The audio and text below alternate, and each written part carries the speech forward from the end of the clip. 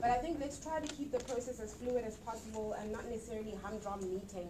We have been in a conference for 2 days. I'm sure we're tired now.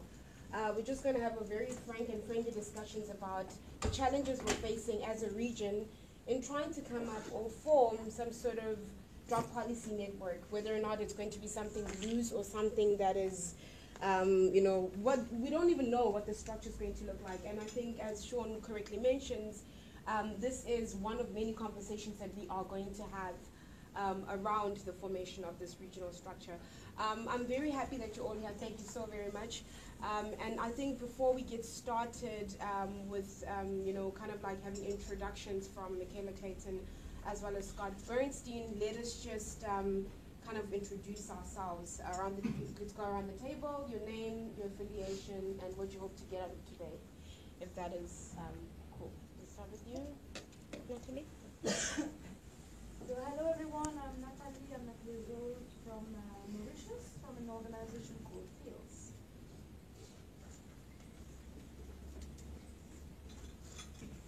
Good morning, everybody.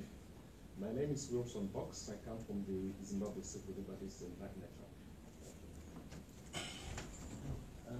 Good morning. My name is Ashley Box. I'm from the Cape Town Drug Council. Happy birthday, Ashley. No, just hey. Thank you. My name is Manuel Kondula from Mozambique, from National Network on Drug and HIV. I'm Nelson Medeiros. I'm from Outlaw Being with people who take drugs.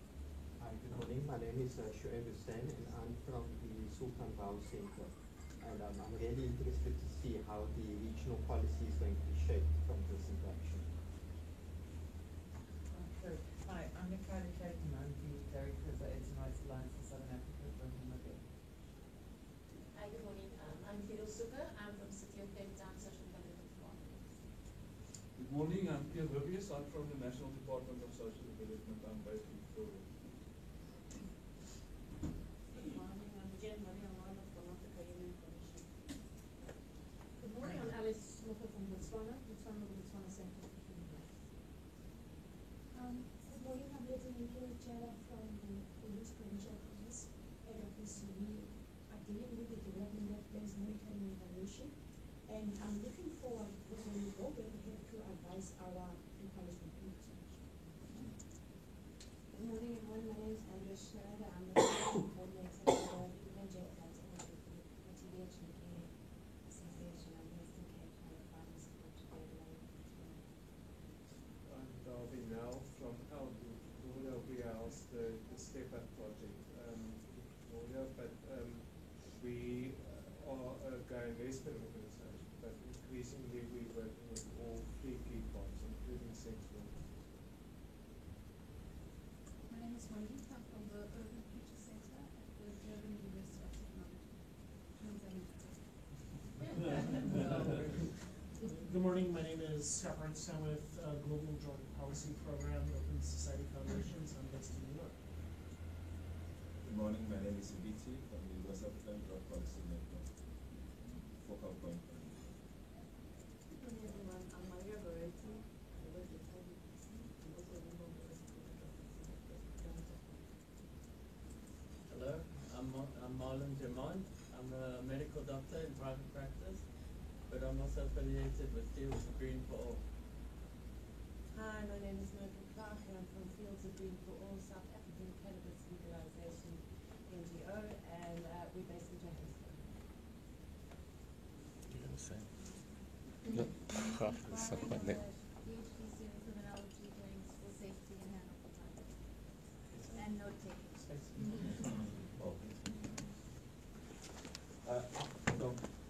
Yeah, my name is Ndule Makasungula. I'm from Malawi, and I'm representing two institutions. One is the organization I helped to set up, that's the Women Coalition Against Cancer. And today, by the way, it's a World Cancer Day. So as we are discussing, let us remember those women, especially the community women who are dying because of lack of treatment, but also in pain. But also, I'm representing the faith in harm reduction. Thank you. Hi, good day. I'm Andre Dupsy from the Cannabis Working Group. what I'd like to see come out of this is that there's at least some acceptance of the fact that cannabis is regulated both internationally and locally in the same category as the opioids and the coca leaf. Yet it's not opioids and coca, although they're used as drugs in even our context, as a producing continent, Africa produces cannabis. And that seems to be lacking in all these positions that are being drawn up. And I think it needs to equal sort of this drug apartheid must stop. Yeah, so hi everyone. Sorry, I'm Jamie from the International Drug Policy Consortium based in London. Hi, my name is Laura Nadula. I'm the Regional Advocacy Officer at ARASA. Good morning, everyone. My name is Daisy Odendahl. I'm an independent consultant, and I'll be your rapporteur for today. Thank you. Good. Sorry, David and Colin is here. Sorry, David Baber from the Central Drug Authority. My name is Colin Mpiani from both the CDA and the Presidential Working Committee. We must just mention that myself and David have requested from Shaw that we become part of these discussions from an observatory point of view. I think for the past 3 days from the CDA we have learned quite a lot. From the Presidential Youth Working Committee, we are in charge of youth policy. So it's very important that, you know, because it speaks of policy, that we have an appreciation of what other people think of us who make policy on their behalf. So we are very happy to be here. Sorry, can I just add to that? I just want to say that we're really appreciative of government departments actually bothering to stay here, because a lot of the time we've sat with a situation where governments haven't shown any commitment to staying in the room. And we really appreciate the fact that you stayed in the room and from all sectors of government, including police and social development and local government as well, and have been willing to participate in discussion. So we really appreciate that. Thank you.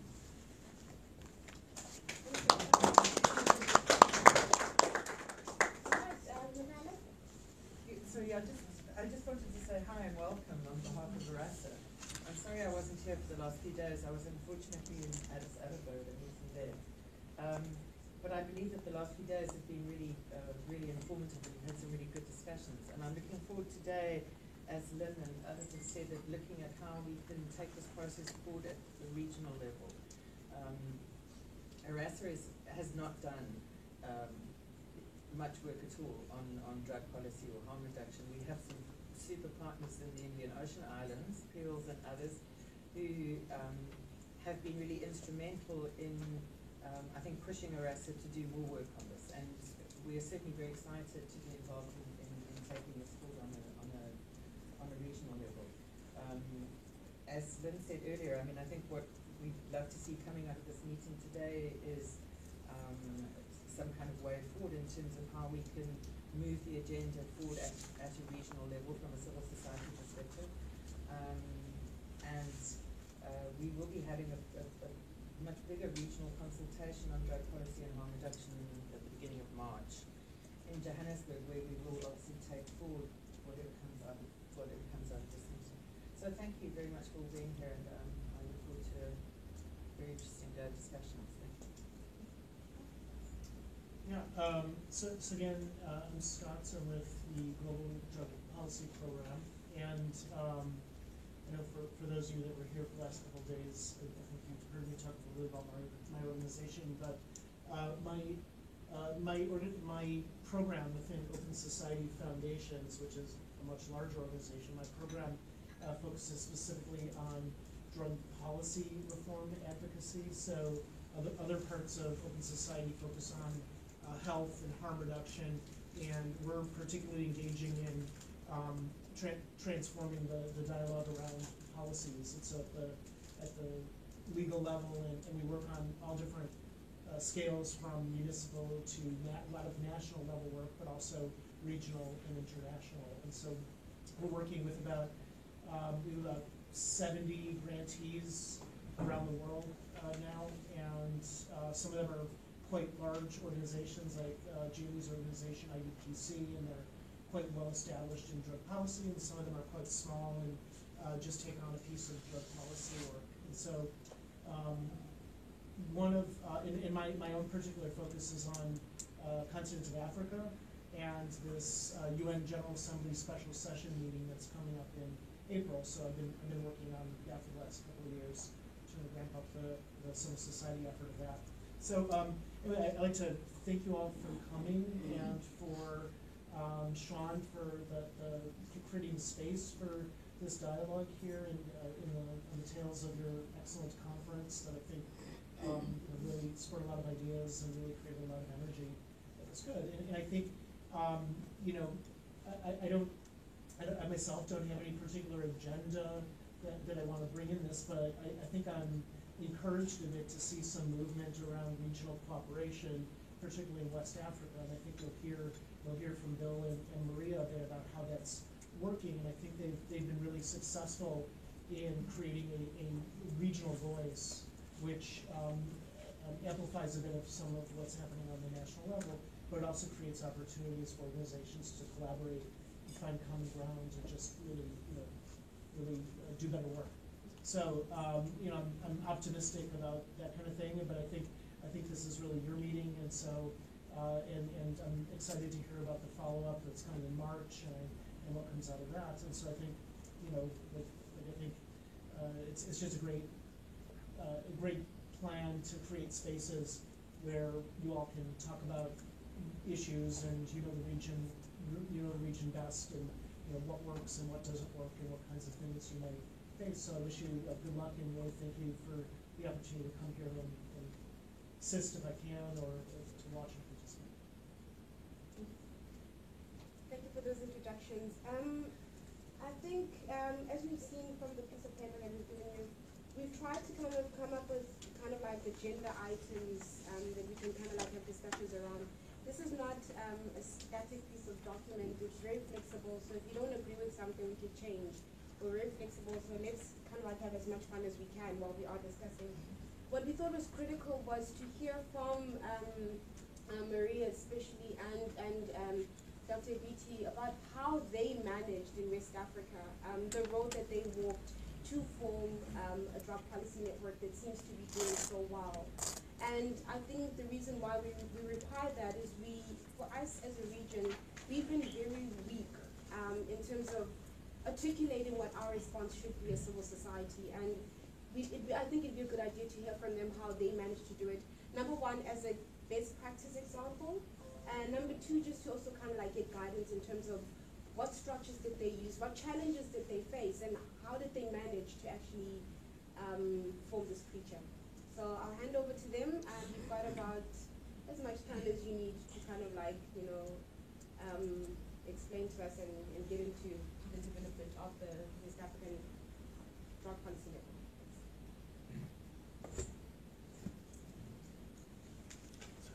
All right, thank you very much for the opportunity to bring us here to share some of our experiences. First of all, maybe I would just want to say a few things that I've noticed. I'm very appreciative of Michela's comment that what we are interested in doing is to set the agenda for the way forward, because that's really key. And on the other hand, it's very exciting to see people from the South African government being present here throughout all the days.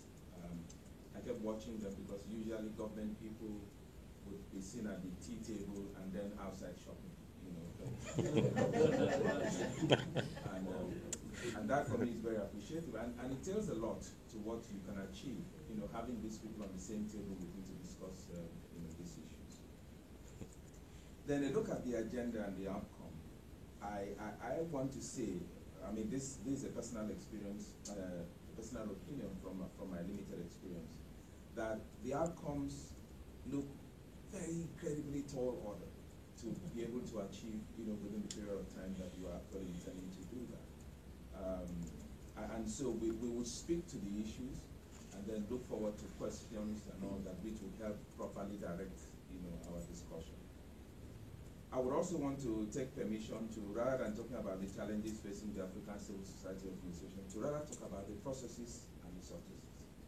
I think that would much direct to the issues which you would be much more interested in. You know, how do we go about it?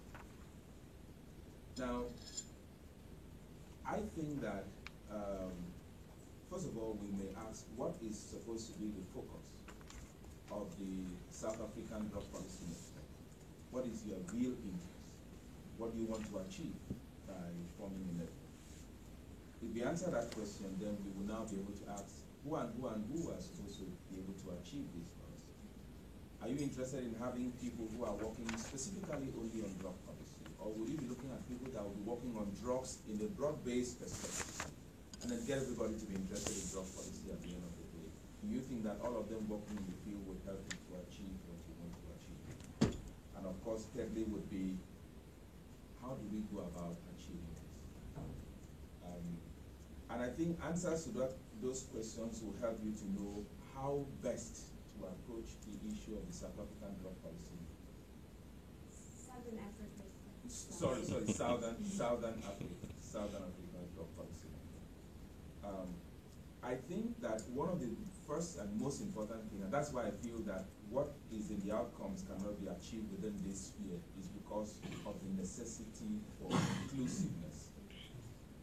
Now that is incredibly important, because when people are part of a decision, it's most likely that even when they don't agree with the decision that is taken at the end of the day, but if they were part of the process, they're likely given to supporting that process in one way or the other.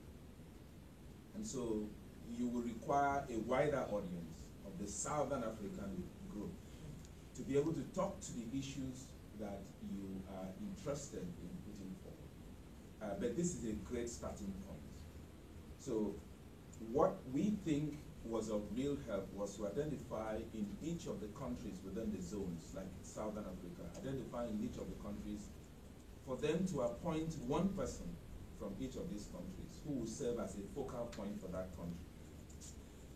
Now, that person will be representing that country in the decision making in the Southern African drug policy network. And then the focal point from each of these countries will now come together, and that's when the real debate starts, discussing the issue that is involved. You would have been able to achieve one of two things. First of all the countries would have been represented by someone that they feel is answerable to them, because they have appointed that person into that network. And then the decision that is taken by that group, the network formed by individuals from these countries, will now be taken back to the individual countries. Because what we what we look forward to, in our own place mostly, is about having a weak center and a very strong base. Because if you concentrate so much in the center, all the work is going to be done at the base, at the countries. And so if the network is not strong in the countries, the network cannot be strong at the center. It is important to first of all form a network for the center. The reason is because the network from the center is going to give technical support to and structure to the network that is going to be formed in each of the countries.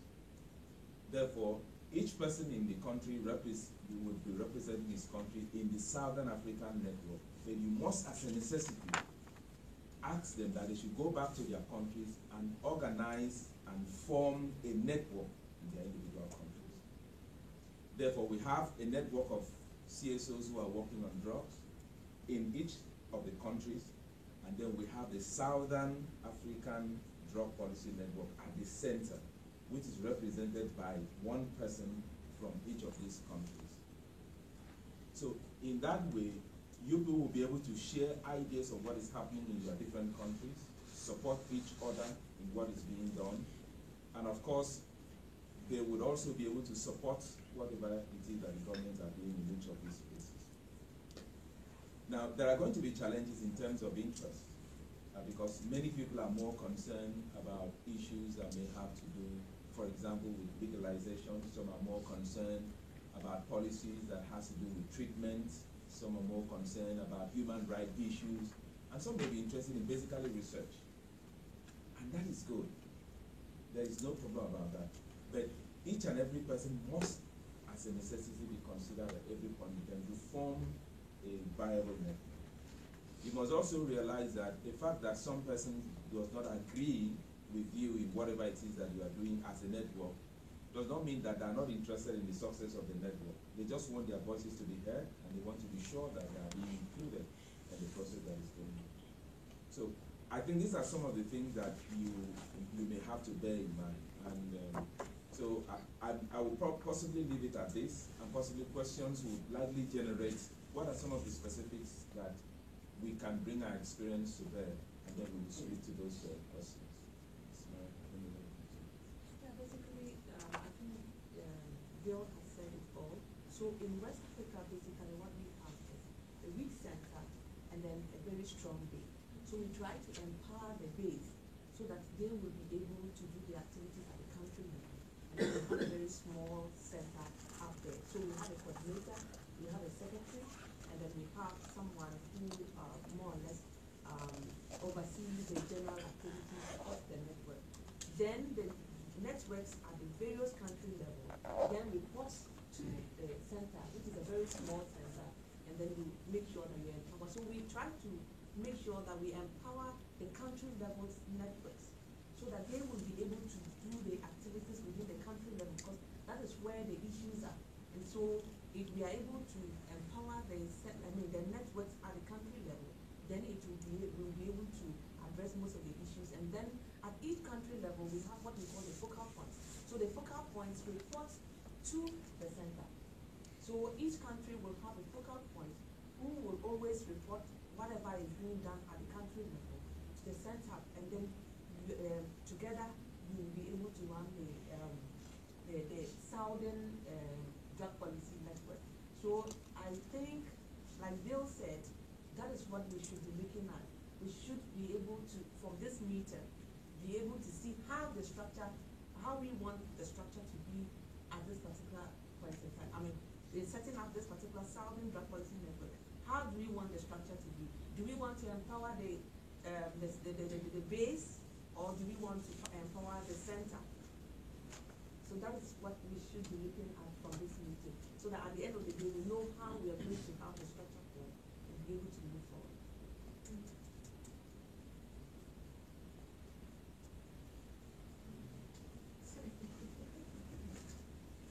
Okay, please go on.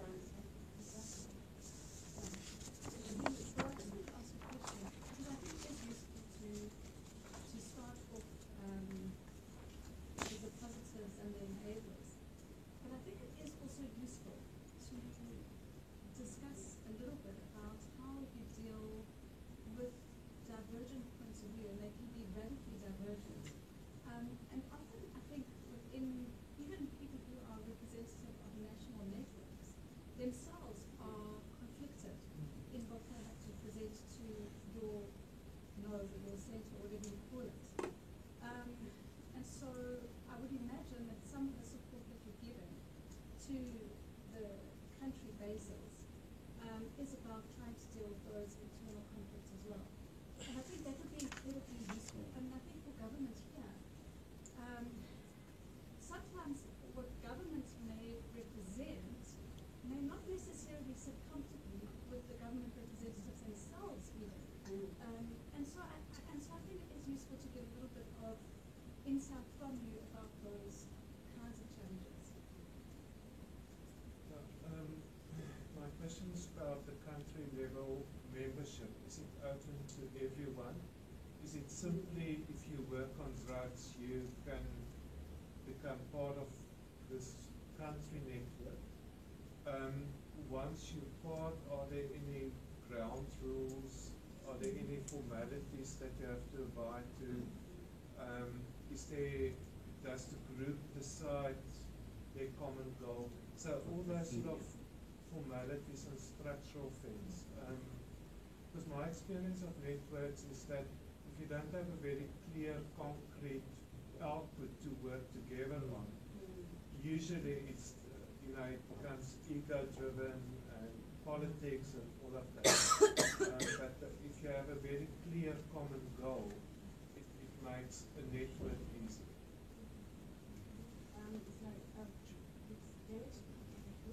Do you want to answer some of these first, or I'm wondering just so we don't go too far? Is that okay? So, mine is just a comment, and I need to bring it up now, because I'm hearing people who know him, Elliot, screaming in the back of my head from input, and as a member of input, I just want to say that one of the groups that is not represented here are drug users themselves officially, and there are amongst us here who are represented. But just one of the objectives that TVHIV Care has over the next 2 years is to help capacitate and develop a drug user network in South Africa that is capacitated and self-supporting in a sufficient manner to participate actively in any of these discussions. And so I just wanted to make that quite clear right up front that organization does not currently exist in any formal way, but we are very cognizant of that, and in the light of our development policies, it is a clear objective over the next 2 years to develop that. So I think that's important just to put in the table. Yeah, I just have a really quick point. It's just something to note. It's not, to necessarily decide on now. The one thing to note is West Africa has a drug policy network. East Africa has a harm reduction. Yeah.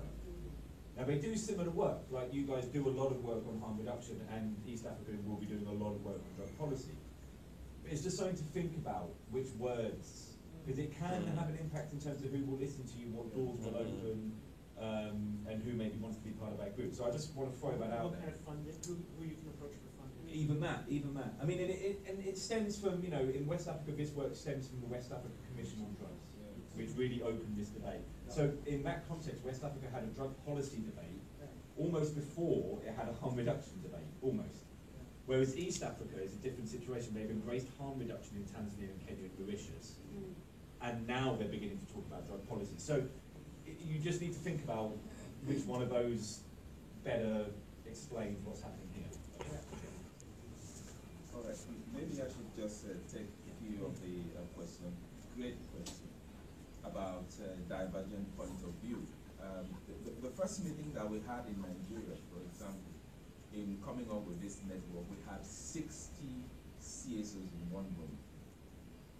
And so you can imagine what happens when you bring 60 people into a room for the very first time to talk about something that they're all passionate about from their different viewpoints. I'm sure you know that most times I will call for a break, that kind of thing. So there are definitely divergent views.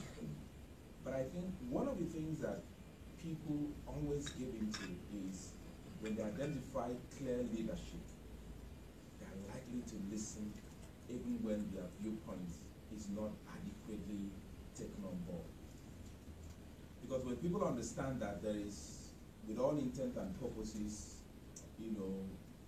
that one is frank, one is truthful, one is genuine about his approach to things, people are likely going to listen even though their viewpoints are actually divergent. What we did was to categorize the different divergent points, and we decided, because Nigeria is a country that is divergent from various perspectives. I mean, you're forming a committee, how many women are there? How many Muslims are there? How many Christians are there? How many people that are Yorubas or Igbos or so on and so forth? It's that thick that everything becomes so important, even things that shouldn't be put on the table when you are actually, carrying out an intellectual discourse, but it is. Therefore, we must identify each of those caveats. And so what we did was to set up a working group. And the working group incorporated the different divergent views, people that held different divergent views. Now we are forming a working group of 7 people. You go and sit down and come up with one paper that will be acceptable to everyone. And so by the time they will come up with the opinion, even though that opinion may not reflect what I seriously want, but it's something that is a middle point where I can belong to and still be able to operate. We must also understand that, belonging to this network does not mean that the different CSOs will not be doing their own thing. No, they will still be doing their own thing perfectly, without any interruption or anything. The network, what the network does is to give the bigger voice. When we need something to be achieved at government level, they will constitute a greater force to do that. But each of the individual CSOs are still doing their own thing in their own places. That's one. Secondly, what we did was to do a mentoring program. Some CSOs are very good in advocacy, some are very good in treatment, some are very good in policy and research, and others are not so good. So what we did was to pair those ones that are very good with those ones that are not very good and say, your responsibility in this network is to train the other CSOs who are not very good to become very good. So there was something for them to also benefit by being within the group. So that, in some ways, how we were able to manage some of the divergent views that we had on plan. For government, we fully realize that there are people in government who share clearly our point of view, but that is not the official stand of government. And so our approach has always been to meet them, to tell me how to go around this problem. Tell me who to talk to. And most times they will direct you to who to talk to, and they will even tell you the times to talk to, and possibly how to talk to the person. Though not always successful, but it has really helped incredibly in reaching out to government and people like this, because they are in the system and they know how the system works. They may even tell you how to craft your message so that you may be able to reach the person that you are actually talking to. And they may even tell you, in fact, there was someone that was supposed to meet in an agency, and they gave us, and the person gave us an inside information. They said, well, within the next 2 months, this person will be leaving office. So allow the person to leave office, because if he signs something, the next person that is coming into office may be obliged to keep on with it. So why don't you delay it for 2 months and let him leave office? When he leaves office, then you can come back and then we can see what the new person looks like. So they can give that kind of assistance, for people who are good. And then in terms of country membership, what we did is, of course, we are not forcing every CSO working on drugs in the country to belong to the network. It's an open membership. In fact, we've been operating for a while now without anybody paying a certain amount of dues or anything of that nature. We say, you're working on drugs, this is what you benefit by being a part of the network. Send in your profile, and then we will put you in the network. The key thing that the network has done is communication. Communication is really key. And irrespective of where the communication comes from, the communication should be circulated to everyone. For the first time, CSOs in, for example, my country, is getting the amount of information that they never got before. Because the network is high up there, getting information from everywhere around the world, and they are passing the information to everybody within the network. Sending them information on so many things that they can do, they need to do, grants that they can apply for, and so on and so forth. So that information flow really helps, members in the network to know that belonging to a network that they can really achieve something. So the membership is open to, you should say, I want to belong to a network. So I get emails almost on a daily basis from people saying, oh, I don't think that this thing is on the network, that kind of thing. I've heard about the network, but I've not gotten this. And then we just put them up in the network and then send them a message in there and put them on the mailing list. We are hoping that sometime, within the next 2 months, we are going to have a meeting. In fact, funny enough, we've not appointed even executive members into the network, running all this time, and that was deliberate, because starting that from the beginning would have clashed the network. Power and money seems to be two dangerous mix, so we are really very careful how we are managing that. And then the issue of ground rules. The ground rules is not set prior. Incidentally, when we went for our meeting, we had the constitution, crafted, beautiful constitution. But we didn't throw it out, because the point that you'll be asked is, oh, so you have everything well sorted out for us. So we said, okay, we break you people into 3 groups. These groups should go and talk about how they want the network to work from this perspective. This group should go and talk about how they want the network to work from this perspective. This group should go and talk about this.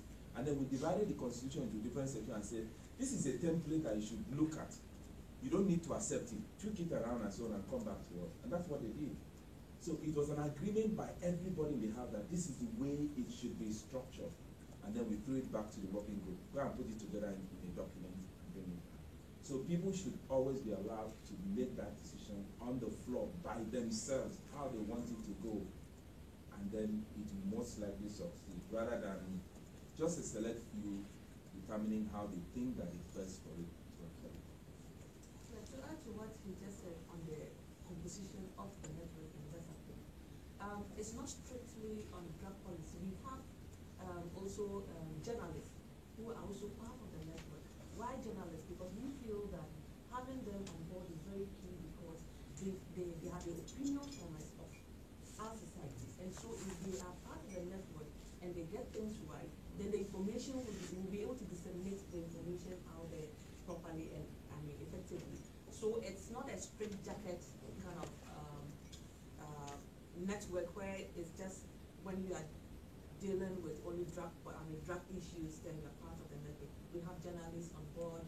We have people from, for instance, in Ghana, we even have celebrities who are part of our network, because we feel that they should be part of it and they should be able to help us put the message out there. So it's not kind of like a straitjacket kind of network. And then to add to what he said concerning the priorities, you know, at the national level, we will always have divergent views in terms of the areas we are all working, because you have journalists who are into reporting, editing, and all those kind of things. You have somebody who is into drug policy, but kind of on human rights and all that.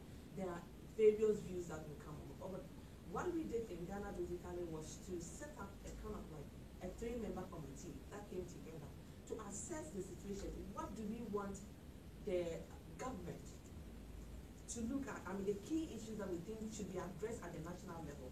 And that time, Ghana was about coming out with a bill. And we thought that was an opportunity for us to be able to change things within the country. And so our focus was more on how we can get together, advocate for some changes in this particular bill. So you will always have this divergence, but you need to prioritize what is the national priority at that particular moment, so that you can address the issues from that perspective. It's not wrong to have divergent views, but then you always have the national interest as being paramount in this particular agenda. Can I just give a perspective from South Africa here? It touches on a lot of what Bill said, and something that Marie has brought up quite often. We created the Cannabis Working Group so that we could get divergent opinions and that we could create a middle road position paper, because we see cannabis as one of the drug issues in South Africa and largely in Africa. Like I said earlier, Africa doesn't produce much cocaine or heroin. As such, we presented this to the affected policymakers in government, who, thankfully, David, you are here today. And as Maria has asked often that we hold our governments accountable, I might be hit by a bus afterwards. And one of the things that we were requesting is a government opinion on the topic, which was pertinent because a bill had been raised in our parliament regarding cannabis. So it was a national situation that had relevance, and we have activated our network, which at the moment is 15,000 strong in Cape Town, and including Jules and Myrtle's Fields of Green for All, that's another 35,000, and the Dacha Party, that's another 35,000. So in total, there's about 100,000 people effectively watching this live stream information right now. So we are sharing and getting the information out, and yes, we do have friendly press on behalf of the topic and the issue. And it is an issue that affects a lot of those producing and using through incarcerations and the like. And when you look at the Single Convention Drug Treaty and our local Drugs and Drug Trafficking Act, it clearly lists cannabis in the Schedule 1 internationally and Schedule 7 here. Now, our policymakers who are addressing this, and who we have engaged with creating a working group and a working group middle of the road policy document, then had a cannabis roundtable. And David, if I can just ask of you in that accountability question. Sorry, Andre, this is not an opportunity to make a statement like this. No, I'm terribly sorry, but it's not, and we're not here to question the CDA. No. And then also, you didn't ask permission to live stream, and I have a big problem with that. I really have a big problem with that. Okay, so cancelling please turn the the live stream off. I will cancel the live stream. About the policy